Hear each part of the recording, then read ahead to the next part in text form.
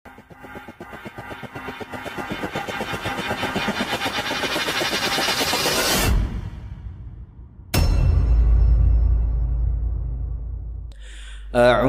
billahi minasy syaithanir rajim. Bismillahirrahmanirrahim. Innal hamdalillah nahmaduhu wa nasta'inuhu wa nastaghfiruh wa na'udzu billahi min syururi anfusina wa min sayyiati a'malina. May yahdihillah fala mudilla lahu wa may yudlil fala hadiyalah. Asyhadu an la ilaha illallah wa asyhadu anna Muhammadan abduhu wa rasuluh alladzi la nabiyya ba'da, amma ba'd. Awalan hayya nashkurullaha azza wa jalla alladzi qad a'tana ni'matan wa taufiqan hatta nastati'a an najtami'a fi hadzal makan al-mubarak. Salatan wa salaman daiman ala rasulina Muhammad sallallahu alaihi wasallam alladzi qad hamala an-nasa min adh-dhulumati ila an-nur. Alhamdulillah, kali ini saya dapat men-share apa yang saya ketahui untuk yang kedua kalinya di hadapan orang-orang yang keilmuannya lebih masya Allah daripada saya.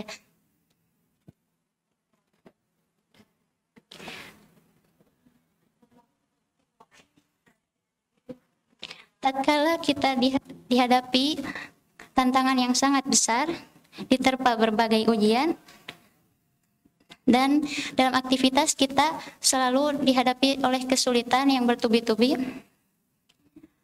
terkadang di pikiran kita terlintas ungkapan-ungkapan, kayaknya mustahil deh aku bakalan menggapai semua ini.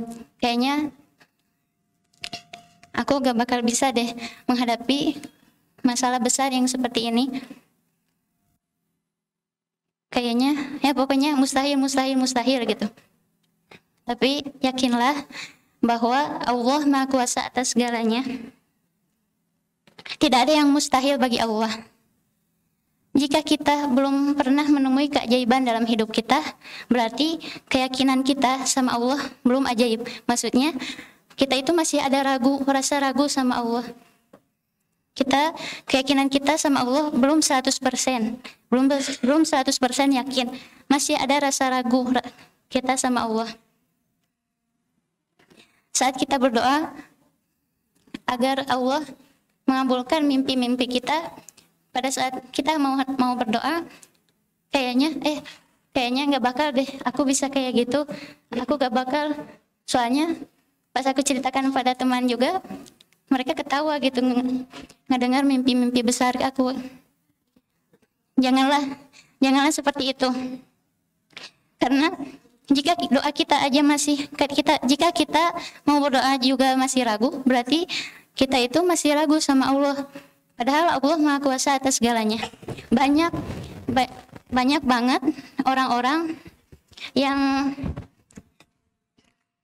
banyak banget gitu ya. Contohnya orang-orang yang tadinya kayaknya mustahil orang itu bisa menggapai mimpi-mimpi besar itu. Tapi dengan kekuatan keyakinan kita sama Allah, Allah bakal mengabulkannya. Asal kita itu yakinnya 100% gitu, jangan ada ragu sedikit pun.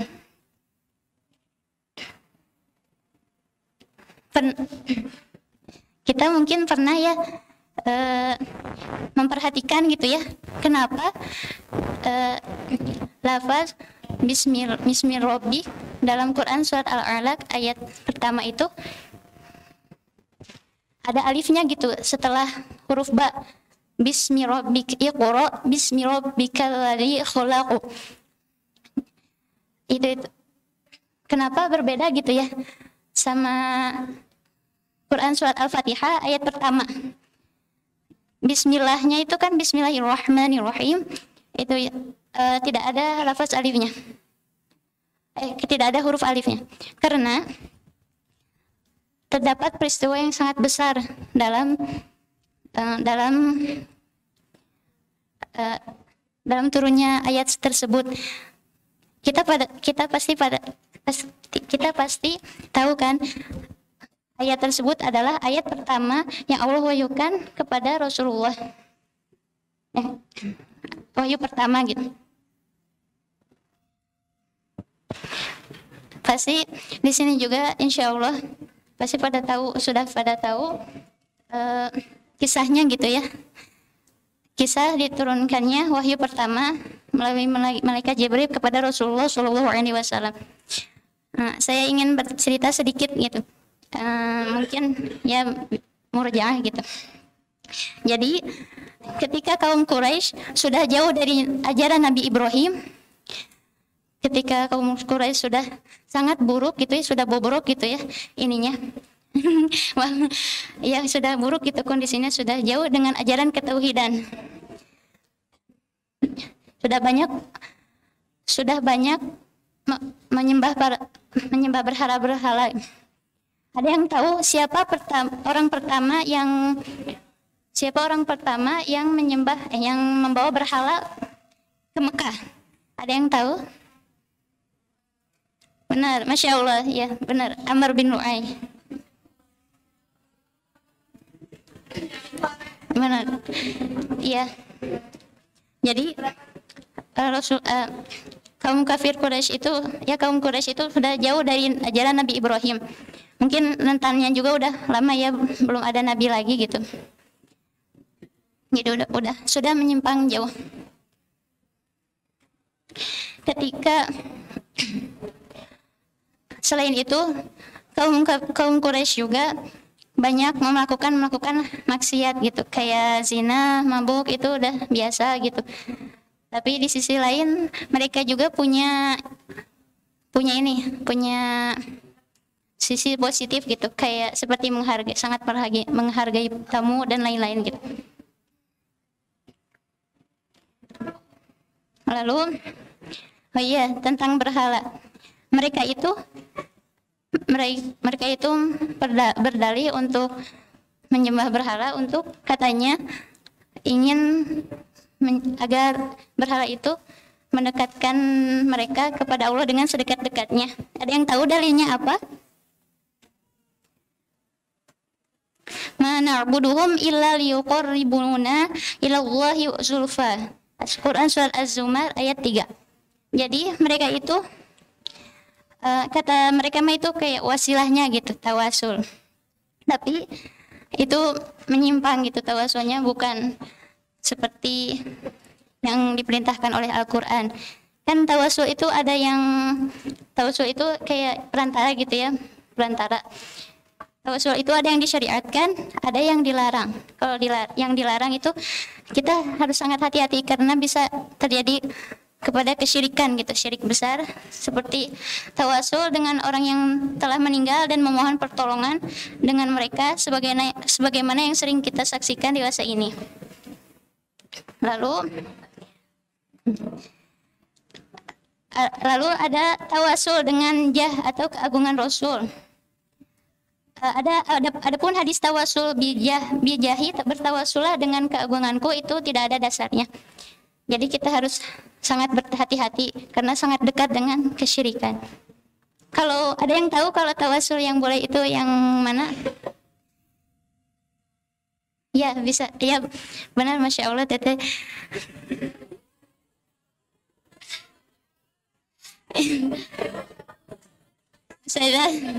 Ustazah. Ya, minta didoakan. Terus ada yang tahu kisah orang yang terjebak dalam gua? Ya itu juga termasuk tawasul yang dibolehkan. Masya Allah. Jadi kisah yang terjebak dalam gua itu dengan amal soleh. Jadi ketika mereka terjebak dalam gua, mereka itu berdoa sama Allah. Ya Allah, aku telah melakukan amal-amal soleh. Ya Allah, tolonglah aku. Dan ada juga yang lain seperti tawasul dengan sifat Allah, tawasul dengan iman, dengan mengesahkan Allah dengan nama Allah. Dan karena waktunya tidak memadai, insya Allah dibahas di lain waktu aja. Tadi